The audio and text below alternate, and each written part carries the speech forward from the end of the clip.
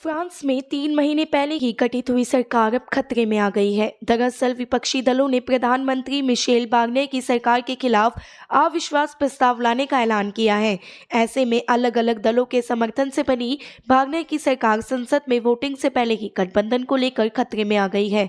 हालांकि पीएम ने कहा है कि वह अविश्वास प्रस्ताव के खतरे से उबर सकते हैं। फ्रांस में जुलाई में हुए आम चुनावों में किसी भी राजनीतिक दल को बहुमत नहीं मिला। ऐसे में राष्ट्रपति इमैनुअल मैक्रोन ने सितंबर में मिशेल बार्निये के नेतृत्व में अल्पमत की सरकार का ऐलान किया।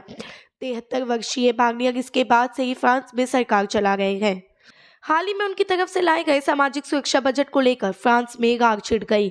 उन्होंने इस बजट में टैक्स को बढ़ाने का निर्णय लिया है, जिससे 62.8 अरब डॉलर तक जुटाने का लक्ष्य रखा गया है।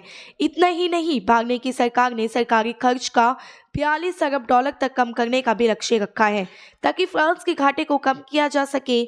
उनके इस फैसले का देश की वामपंथी और दक्षिणपंथी पार्टियों ने विरोध किया और इन कटौतियों को कम करने की मांग की। बार्निये की सरकार ने बजट पर इन कदमों को बिना वोटिंग के ही पास कराने का फैसला किया। इसका भी विपक्षी दलों ने विरोध किया। इसके बाद विपक्षी दलों ने बार्निये की सरकार के खिलाफ बुधवार को अविश्वास प्रस्ताव लाने का ऐलान किया।